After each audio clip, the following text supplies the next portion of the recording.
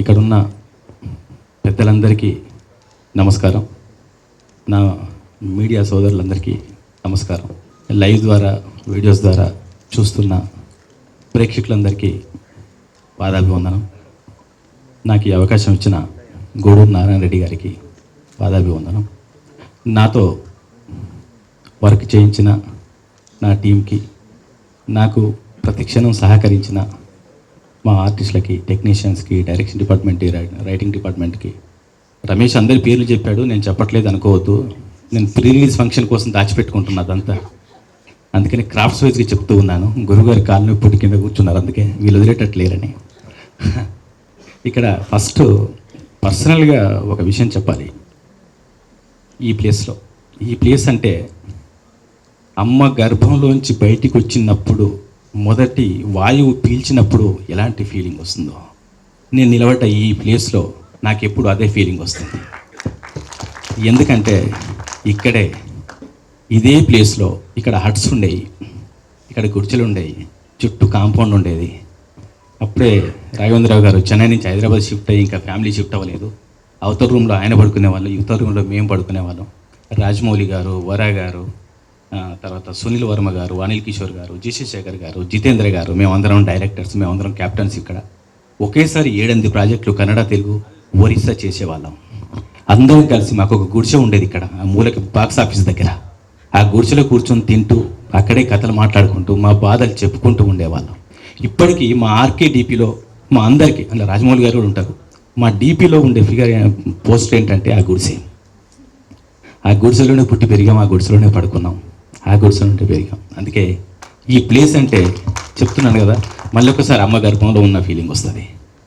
తర్వాత ఇంకొకటి ఏంటంటే, నేను ఇండస్ట్రీకి జర్నలిస్ట్గా, ఖైరతాబాద్ నియోజకవర్గానికి నేను జర్నలిస్ట్గా పనిచేస్తున్నప్పుడు రాఘవేంద్రరావు గారు అంటే పిచ్చి నాకు. ఆయన్ని చూడడం కోసం హనుమాన్ టెంపుల్ ముందు నిల్చుండేవాడిని, అటు దేవుడికి మొక్కుతుండేవాడిని, ఇటు చూస్తుండేవాడిని. ఆయన కనిపిస్తే చాలా, ఏ కారులో నుంచి వస్తున్నారో తెలియదని. నిజానికి అప్పటికి హైదరాబాద్కి షిఫ్ట్ అవ్వలే, ఆయన వచ్చేవాళ్ళు కాదు. ఏ కారు వచ్చినా ఆయన అనుకుంటున్నాను. ఆ తర్వాత 1 ఇయర్లో డైరెక్టర్ గారి దగ్గరికి వచ్చిన తర్వాత, ఆయన దగ్గరికి వచ్చిన ఓన్లీ థర్డ్ మంత్లో నన్ను గుర్తించారు. ఓన్లీ 3 మంత్స్లో నన్ను టీవీ మీడియాకి డైరెక్టర్ని చేశారు, మనోయజ్ఞం అనే సీరియల్కి. అదే టైంలో నేను మనోయజ్ఞం, రాజమౌళి గారు శాంతినివాసం, మా వర గారు రాఘవేంద్ర లీలలు, అందరం కలిసి చేసేవాళ్ళం ఒకేసారి. అవన్నీ చూస్తూ ఉంటే అంటే అప్పట్లో, అంటే ఈ పదం వాడకూడదు కానీ, ఒక తెలంగాణ పిల్లాడు, ఎవడరాయుడు నల్లోడు అద్దాలు పెట్టుకొని తెలంగాణోడు అన్న పరిస్థితుల్లో, తెలంగాణ ఆంధ్ర కాదు, టాలెంట్ ఉంటే చాలని గుర్తించాడు నా గురువు గారు రాఘవేంద్రరావు గారు. నన్ను మీ అందరికీ ఆ రోజే పరిచయం చేసిన తర్వాత, ఒక బండరాయిని, నల్లటి బండరాయిని 20 సంవత్సరాలు ఆయన శిల్పంగా చెక్కి ఫిల్మ్ ఇండస్ట్రీలో, టీవీ ఇండస్ట్రీలో, ఎలక్ట్రానిక్ మీడియాలో, అడ్వర్టైజ్మెంట్ రంగంలో నన్ను ఒక శిల్పంగా నిల్చోబెట్టారు రాఘవేంద్రరావు గారు. రాఘవేంద్రరావు గారు లేకపోతే నాకు జీవితం లేదు. మా నాన్న నన్ను కనిపించాడు, రాఘవేంద్రరావు గారు నాకు జీవితాన్ని ఇచ్చారు. రాఘవేంద్రరావు గారు, నేను ఒక అమ్మాయిని ప్రేమించానంటే, ఆ ఇంట్లో అమ్మాయి వాళ్ళు ఒప్పుకోవట్లేరంటే, వాళ్ళ ఇల్లు ఎక్కడో సందులో ఉంటే నడుచుకుంటూ వచ్చి మా ఆర్కా మీడియా చిన్న గారు, రాఘవేంద్రరావు గారు వచ్చి, పెళ్లి చేస్తారా చేయరా మా అబ్బాయి అంటే, ఇంకేం చేస్తారు, మూసుకుంటారు. అబ్బాయి అక్కడే కూర్చోబెట్టి, ఇమీడియట్గా పీటల మీద అక్కడే కూర్చోబెట్టి ఎంగేజ్మెంట్ చేశారు మాది. ఇమీడియట్గా పెళ్ళి అవుతుంది, ఫ్లాట్ కావాలి అంటే, మూసాపేటలో ఫ్లాట్ చూశాను అనగానే ఇమీడియట్గా అడ్వాన్స్ ఇచ్చారని ఒక చెక్ ఇచ్చేశారు.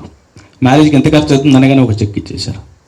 ఒక హైదరాబాద్కి, బ్రదర్స్ మీరు నమ్మండి, హైదరాబాద్కి పొట్ట చేత పట్టుకొని ఒక ఎయిమ్తో వచ్చిన వాడు ఓన్లీ ఒకే నెలలో సాయంత్రం కారు కొనుక్కొని, ఒక ఫ్లాట్ కొనుక్కొని, ఒక అమ్మాయిని పెళ్లి చేసుకొని, ఇష్టమైన అమ్మాయిని పెళ్లి చేసుకొని, ఆ తర్వాత ఒక డైరెక్టర్గా చలామని అవ్వడం మామూలు విషయం కాదు.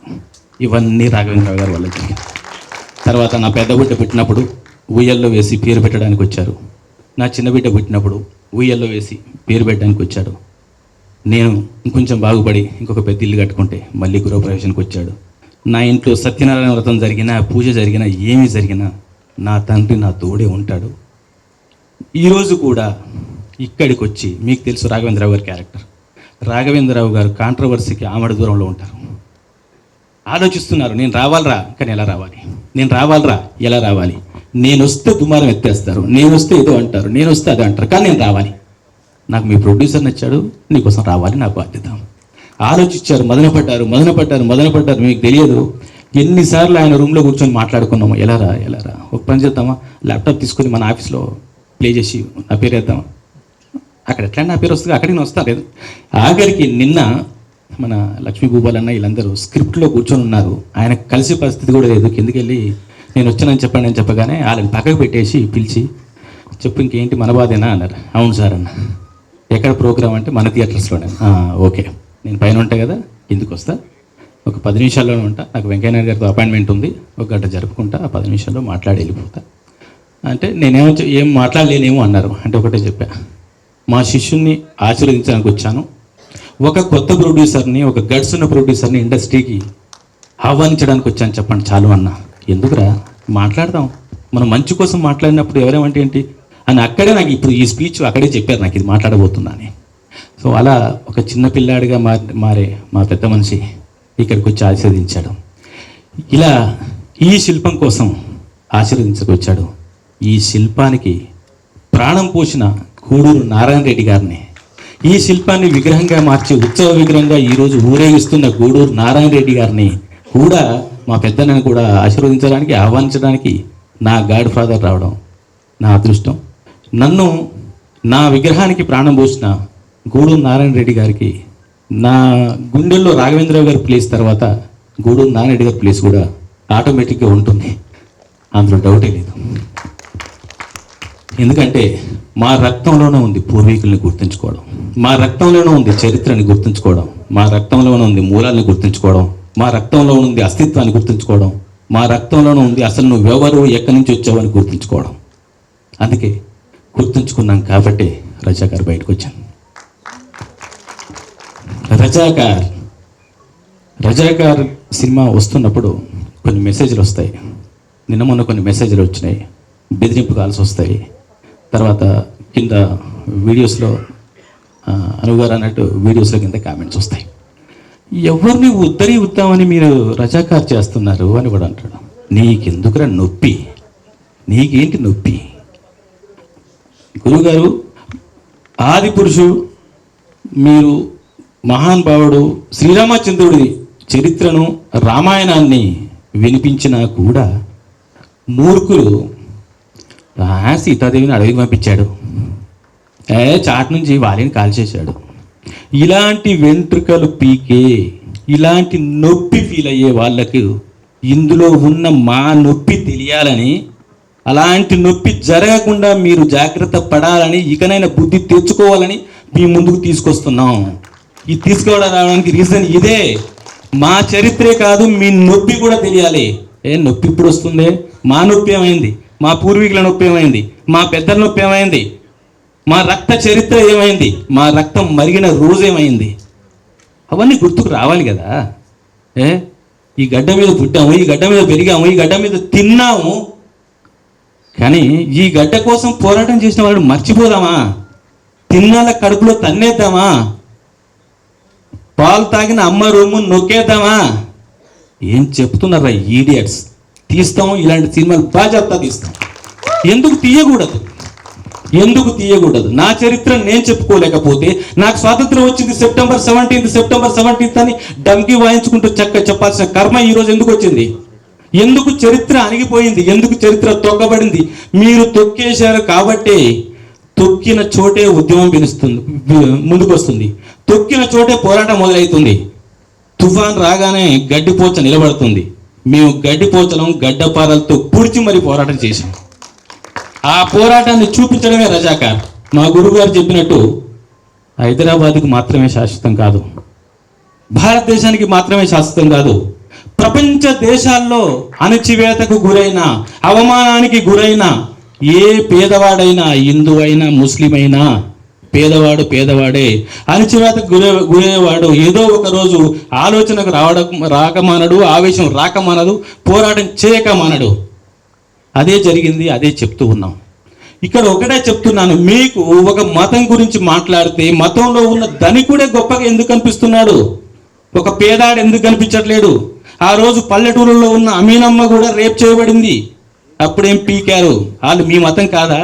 అంటే మీరు కూడా మతంలో ఉంటే పేదోళ్ళని పట్టించుకోరా?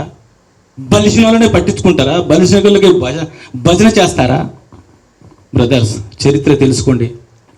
నా సోదరులకి, నా రక్తం పంచుకు పుట్టిన నా మీడియా మిత్రులకి చెప్పేది ఏంటంటే, దీన్ని మీరు భుజస్కంధాల మీద తీసుకుపోవాల్సిన అవసరం ఉంది. నేను ఇప్పుడే చెప్తున్నా, సురేష్ అన్న, సుధాకర్ అన్న, వంశీవయ్య, మీరందరికీ లైట్లో నాకు కొందరు కనిపిస్తలేరు. నా సినిమాకి రేటింగ్ ఇవ్వద్దు. చరిత్రని రేటింగ్తో కొల్చకండి. ఇది చరిత్ర. నా సినిమాకి దయచేసి మీకు పాదాభివందనం చేస్తున్నాను. నాకు రేటింగ్ ఇవ్వద్దు. నా నెక్స్ట్ సినిమాకు 0 రేటింగ్ ఇవ్వండి, నేను ఒప్పుకుంటా.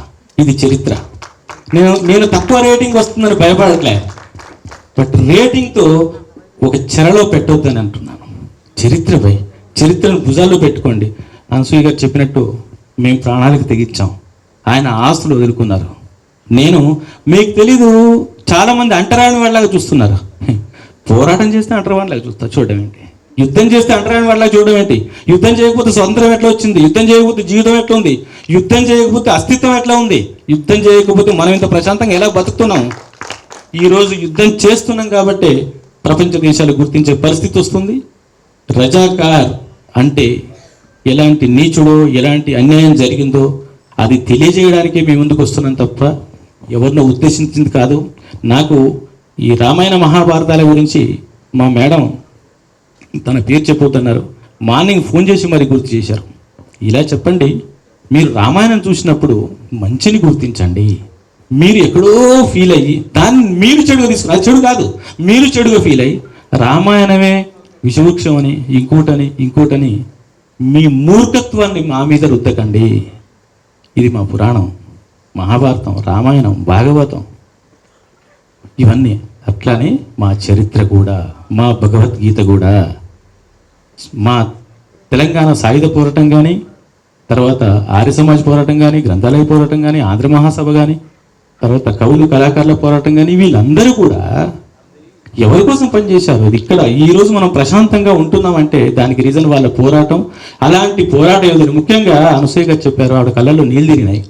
ఇంద్రజ గారి క్యారెక్టరు, ప్రేమ గారి క్యారెక్టరు, ఆవిడ ఏంటంటే ఆవిడ నా మీద కోపంగా ఉంది, నన్ను అక్క పిలవచ్చు కదా అని. అమ్మా, వాళ్ళు ఆయుధంతో ఫైట్ చేశారు, మీరు మీ పాటతో ఫైట్ చేశారు, మీరు మీ మాటతో ఫైట్ చేశారు. అందుకనే మా దృష్టిలో మీరు కూడా మా ప్రథమ వీరనారియే, అందులో డౌటే లేదు. సో ఇలాంటి అవకాశం ఇచ్చిన గూడూరు నారాయణ రెడ్డి గారికి, నా కోసం పనిచేసిన, మన సినిమా కోసం పనిచేసిన టెక్నీషియన్స్కి, ఆర్టిస్టులకి, నేను ఎప్పుడు ఇంటికి వెళ్ళినా మన్నించిన నా ఫ్యామిలీకి మంచిగా పట్టించుకొని, తర్వాత అందరు టెక్నీషియన్స్ అందరు పేరున నేను అక్కడ చెప్తా. ప్రీ రిలీజ్ ఈవెంట్లో ఈరోజు పేరు చెప్పట్లేదని ఎవ్వరు ఫీల్ అవ్వద్దు దయచేసి. అందరి పేర్లు అక్కడ చెప్తాను. మీ అందరూ సహకరించినందుకు మీ అందరికీ ధన్యవాదాలు చెప్తూ ఈ సినిమాని మరింత ముందుకు తీసుకెళ్ళి చరిత్రను నిలబెడతారని ఆశిస్తూ కోరుకుంటున్నాను. Thank you so much.